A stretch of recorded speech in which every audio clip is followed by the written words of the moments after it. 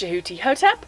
I'm here today to talk about ancient Egyptian history, not about math, which is my comfort subject, but since I'm doing history, I've got notes today. I'm doing a bit about Ahotep, an amazing queen of ancient Egypt. Now, just recognize that the term we use as queen, that's not actually what they would have called her in ancient Egypt. She was the great royal wife. Her name means the moon is satisfied. She was born at the end of the 17th Dynasty during the second intermediary period, which means Egypt was not what you would think Egypt was in the past. It was split into three pieces at this time, with the north being controlled by the Hyksos from Avaris, the Nubians controlling the south from Kush, and Thebes. Thebes was the last bastion of Egyptian control at that time. It was the final city. It was ruled by Seqenen-Re-Tau, and he married Ahotep when she was young, and then he went to war. Now, admittedly, they did have somewhere between 3 and 8 children. So, they were together for at least a little bit before he went to war against the Hyksos to try to reunite Egypt, and he was captured. His mummy bears testament to the horrific method of his execution. There are gashes and holes. It was bad. And then the Hyksos actually let his body decompose a little bit before sending it back to Thebes, to Ahotep, which according to ancient Egyptian religion, is a horrifying thing to do because the body should be immediately embalmed and mummified. So now, Ahotep's son Ka-Moza becomes the king of Thebes. And he's still pretty young, so Ahotep takes the reins. She's the regent for a little while, and Ka-Moza very quickly decides to go on another military campaign against the Hyksos about 3 years after he becomes the pharaoh. And his campaign was largely successful. He did a lot of good damage, captured a couple of towns, but campaigns back in that day, you went on campaign and then you came home for the harvest.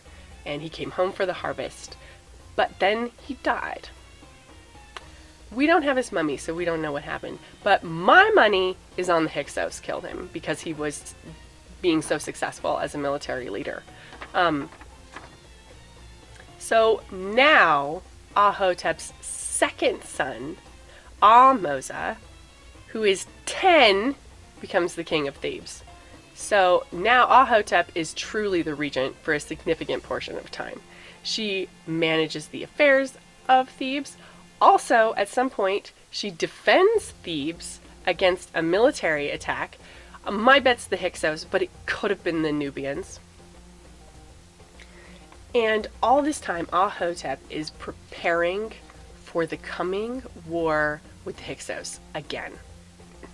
She is marshaling the military, she's supporting it very strongly, and she positions her daughter, Ahmose-Nefertari, as the god's wife of Amun within the temple to bring in the support of the religious cults, also to curry favor with the gods. Also, Ahmose-Nefertari is married to Ahmoza. So there's like 10 years of preparation for this. Finally, Ahmoza, at the age of 20 or 21, goes on a campaign against the Hyksos. And he does great. He recaptures Avaris and expels the Hyksos from Egypt in about 4 or 5 years, probably. And he pursued the Hyksos to the Levant and laid siege to the city of Shahruhen for 3 years before it fell and he destroyed the Hyksos. So he was really in it to get rid of the Hyksos. He, I'm sure, hated them. I mean, they killed his father, they probably killed his brother, they'd made his life really difficult, not to mention, I'm betting Ahotep raised him up to hate them. We know a lot about some of these battles from a soldier in their navy called Ahmose Ibana. Now, Ahmose Ibana was there for the sacking of Avaris, and he was awarded the Gold of Valor 3 times throughout the multiple campaigns to defeat the Hyksos, as well as, interestingly enough, a campaign against the Nubians in the south that was led by none other than Ahotep herself. At the age of 40-something, she led troops against a Nubian rebellion / invasion. And she put that down. So she has at this point 2 known military successes. The defense of Thebes after Kamose died, and the putting down of the invasion or rebellion of the Nubians. So she also got the Gold of Valor 3 times. So I'm betting there was another military endeavor in there that we don't know about. That gold was fashioned into 3 flies, put on a necklace, and the fly was actually a particularly prestigious award. The Fly of Valor was an embodiment of persistence. It showed how persistent Ahotep was in the face of adversity. She lived a long time. So she was married to Seqenen Retau. Then her son Kamose came to the throne. Then her son Ahmose came to the throne. Then her grandson Amenhotep came to the throne. And then his successor Thutmose came to the throne, and then Ahotep died. She was probably in her 70s when she died. I'm going to say the gods loved her. She was the great royal wife, an associate of the White Crown Bearer, mother of pharaohs, and a badass, for lack of a stronger word to explain how amazing she was. I have here a quote from a stela by Ahmose the First, her son. She is the one who accomplished the rites and taken care of Egypt. She has looked after her soldiers. She has guarded her. She has brought back her fugitives and collected her deserters.